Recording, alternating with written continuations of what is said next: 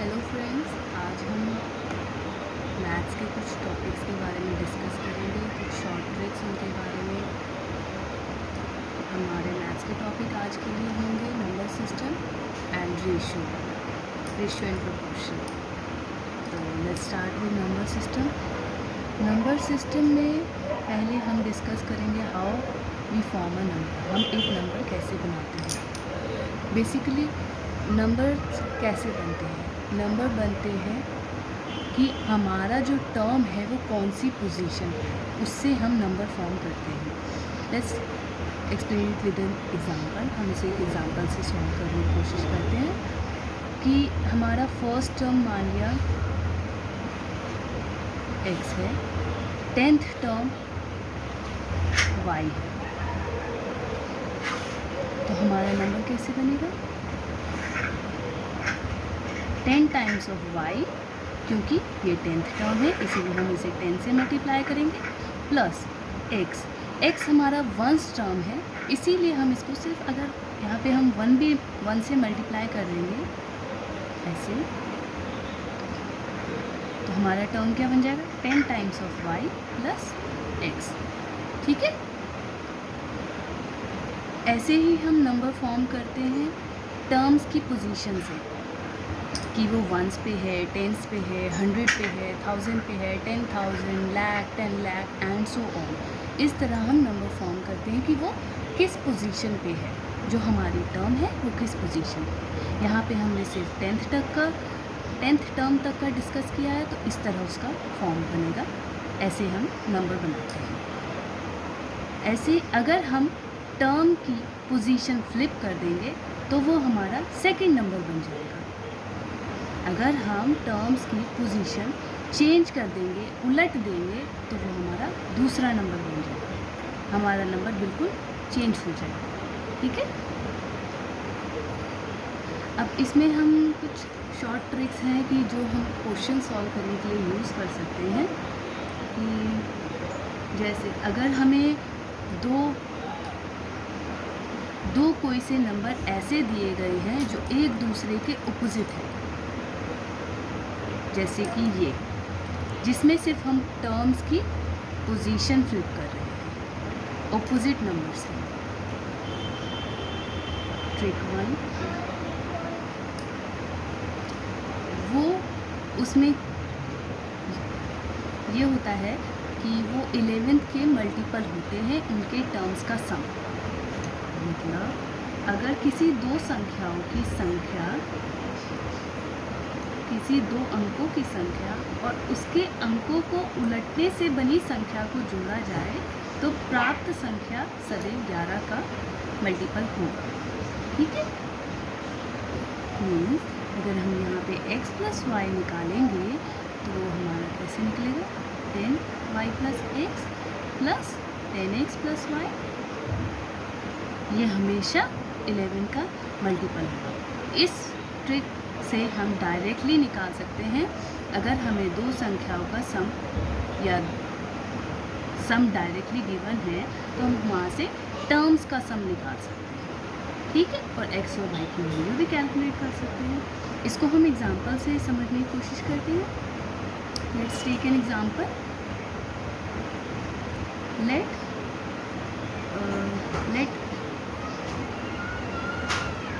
First number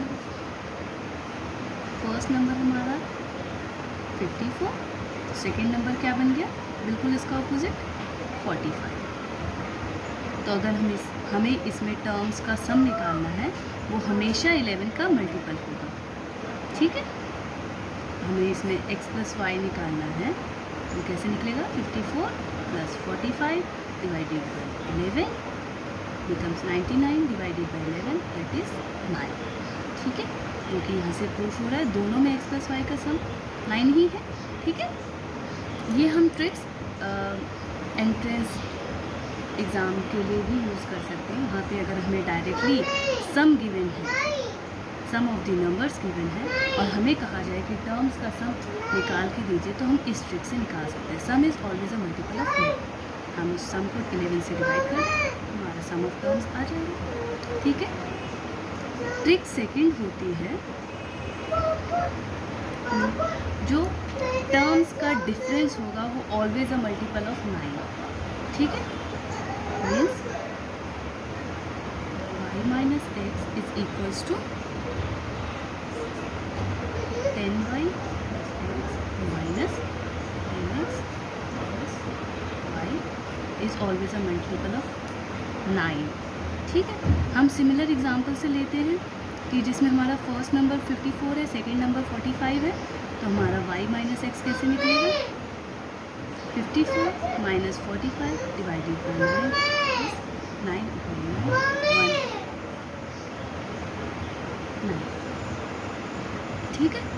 इससे अगर हमें दो नंबर्स मतलब एक नंबर के ऑपोजिट नंबर उन दोनों के बीच का डिफरेंस दिया होगा और हम अगर उसे 9 से डिवाइड कर देंगे तो हमारा डिफरेंस बिटवीन द टर्म्स निकलेगा।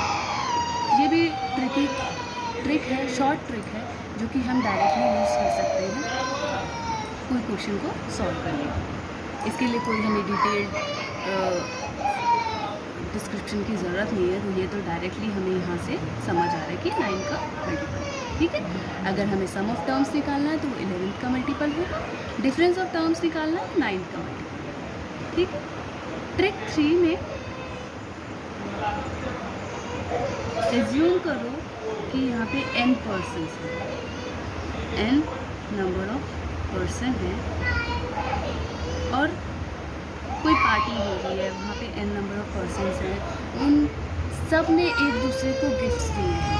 तो हम कैलकुलेट कैसे करेंगे कि कितने नंबर ऑफ गिफ्ट्स डिस्ट्रीब्यूट हुए हैं? टोटल नंबर ऑफ गिफ्ट्स कैसे कैलकुलेट करेंगे इस कंडीशन में? Total number of gifts calculate करेंगे n इंटू n माइनस 1 इस फॉर्मूले से, ठीक है। यहाँ पे गिफ्ट्स की जगह किसी भी टाइप का क्वेश्चन हो सकता है कि आपके पास 11 लोग हैं, नंबर ऑफ पर्सन कितने हैं? नंबर ऑफ पर्सन 11 है और उन सब ने एक दूसरे को एक फ्लावर वास गिफ्ट किया है, फ्लावर वास। तो गिफ्टेड आइटम्स कितने हो गए? Total number of gifted items हमें निकालने को होगा तो 11 इंटू 10 दैट इज 110, मतलब कि 110 आइटम्स गिफ्ट किए गए हैं 11 पर्सन ने आपस में, ठीक है। अगर हमें कैलकुलेट करना होगा वैसे ही n नंबर ऑफ पर्सन ने आपस में हैंडशेक्स किए हैं, या हैंडशेक्स किया है, या नंबर ऑफ 2 टीम्स हैं, मतलब 2 टीम्स मैच खेल रही है, टोटल नंबर तो उसमें 22 होंगे। अगर हमें नंबर ऑफ हैंडशेक्स या मैचेस प्लेड कैलकुलेट करना होगा तो हम उसे कैसे करेंगे? n into n minus 1/2, it is divided by 2 because hands कितने होते हैं? एक आदमी के पास 2 होते हैं, इसीलिए यहाँ पे हमें 2 से डिवाइड करना पड़ेगा। जिस भी चीज़ में 2 बार काम होगा और उसको हमें टोटल कैलकुलेट करना पड़ता है तो उसे 2 से डिवाइड करेंगे, तभी हमें नंबर पता चलेगा, ठीक है। इसी क्वेश्चन में देख लेंगे कि 11 लोग हैं तो नंबर ऑफ हैंडशेक्स कितने हो गए?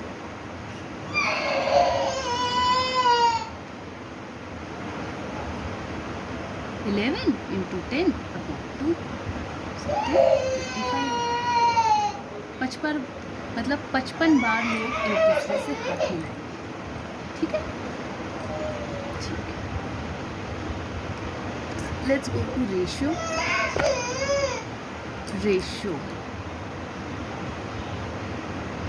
रेशियो को हम इस साइन से रिप्रेजेंट करते हैं और रेशियो हमें क्या बताता है? रेशियो हमें बताता है कि रेशियो हमारी 2 वैल्यूज़ के बीच का रिलेशन बताता है कि हमारी एक राशि दूसरी राशि से कितने गुना है, मतलब कितने मल्टीपल है, ठीक है। अगर हमें a/b गिवन है तो इसे हम कहेंगे ए और बी का रेशियो, ठीक है।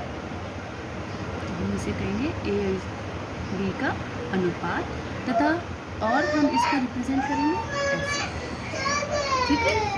अगर हमें कोई भी नंबर इस तरह गिवन है, एग्जाम्पल 3/4 की फॉर्म में गिवन है, तो हम इसे कहेंगे 3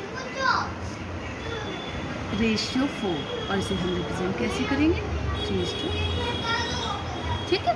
ए और बी का मतलब है कोई यहाँ पे नंबर, ठीक है। और ये बेसिकली एक रिलेशन बताता है पहले नंबर का दूसरे नंबर से, कि वो कितना उसके मल्टीपल है, ठीक है। रेशियो में पहले वैल्यू को एंटीसीडेंट कहते हैं, एंटीसीडेंट कहते हैं। ए हमारा एंटीसीडेंट हो गया और दूसरी वैल्यू को कॉन्सिक्वेंट कहते हैं, बी हमारा कॉन्सिक्वेंट हो गया। रेशियो में पहली वैल्यू को एंटीसीडेंट कहते हैं और दूसरी वैल्यू को कॉन्सिक्वेंट, ठीक है। अब let's talk about proportion. Proportion को हम इस साइन से रिप्रेजेंट करते हैं। प्रोपोर्शन हमें पहली दो राशियों के प्रोपोर्शन जो है हमें पहली वैल्यू और दूसरी वैल्यू के रेशियो का थर्ड वैल्यू और फोर्थ वैल्यू के रेशियो के बराबर होता है, ठीक है। इसका ये मीनिंग है कि अगर हमें दो रेशियोज़ गिवन है A:B और C:D, दो रेशियो गिवन है और ये बराबर है, तो हम इसे लिख सकते हैं A:B C:D।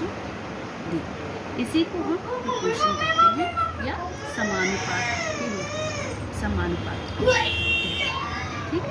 अगर हमें दो रेशियो वैल्यूज गिवन हैं और ये बराबर है and they are equal, if there are two ratios and they are equal, तो हम इसको ऐसे लिख सकते हैं, इसी को हम कहते हैं प्रोपोर्शनल, ठीक है। कुछ इजी ट्रिक्स इसमें कह सकते हैं कि अगर हमें फर्स्ट वैल्यू निकालनी है, अगर हमें पहली संख्या निकालनी है, जैसे कि A निकालना है हमें, तो B/C/D कर देंगे तो हमारा A आ जाएगा। उसमें हमें B/C/D गिवन होगा। अगर हमें B निकालना है, सेकेंड वैल्यू निकालनी है, तो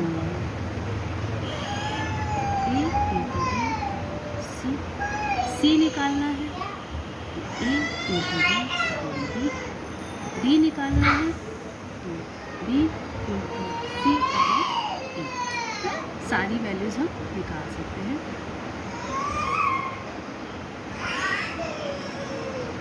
ठीक है। डायरेक्टली निकाल सकते हैं इसी फॉर्मूले से इसको, क्योंकि हम इस तरह भी लिख सकते हैं A/B, तो यहाँ से हम डायरेक्टली कोई सी भी, अगर हमें ये चारों में से 3 वैल्यूज़ गिवन है तो हम कोई सी भी एक वैल्यू निकाल सकते हैं, ठीक है। कुछ इम्पॉर्टेंट पॉइंट्स इसमें रेशियो चैप्टर में,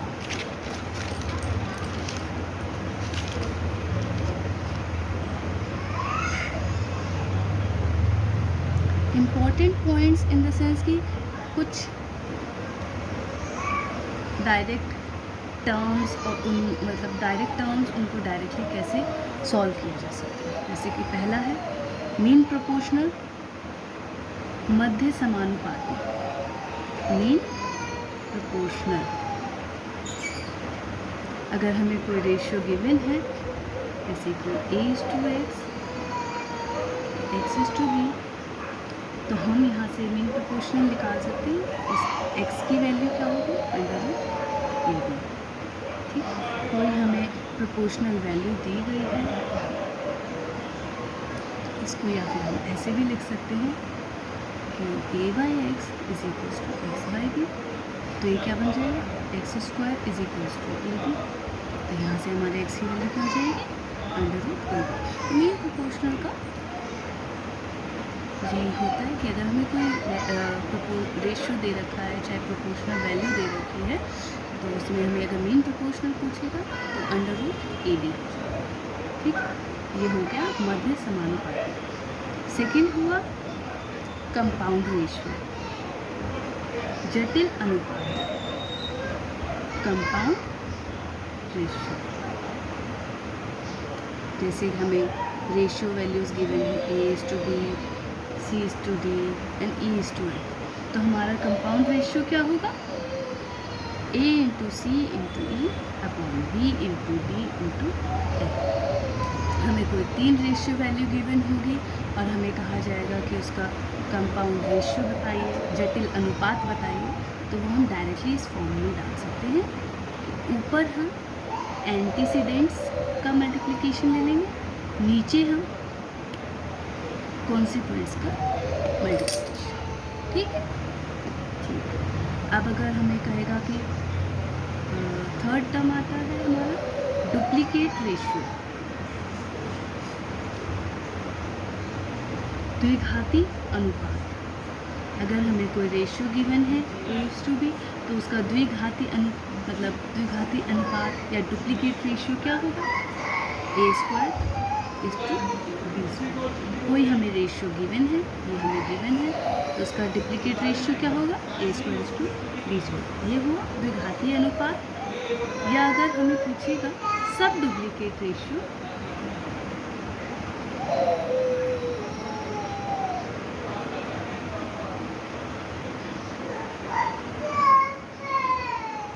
वो हो जाएगा √A:√B। ऐसे ही ट्रिप्लीकेट रेशियो होता है, उसमें 3 टाइम्स हो जाता है। जैसे डुप्लीकेट में डबल स्क्वायर हो जाता है, ऐसे ट्रिप्लीकेट रेशियो में 3 टाइम्स हो जाएगा। अगर हमें कोई रेशियो गिवन है तो उसका ट्रिप्लीकेट रेशियो क्या हो जाएगा? A⁴A⁴। ये हुआ त्रिघाती अनुपात। और अगर हमें पूछेगा सब ट्रिप्लीकेट रेशियो क्या होगा, वो हो जाएगा √A:√B।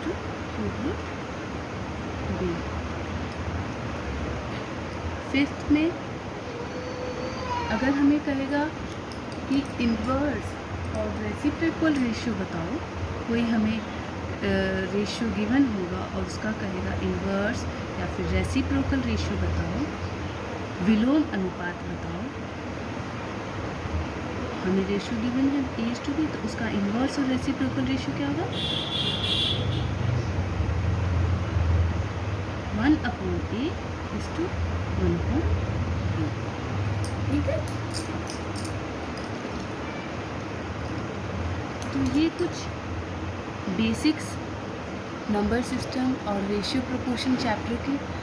आपको यहाँ जो चीज़ नहीं समझ आएगी वो हम अगली वीडियो में ज़रूर डालेंगे।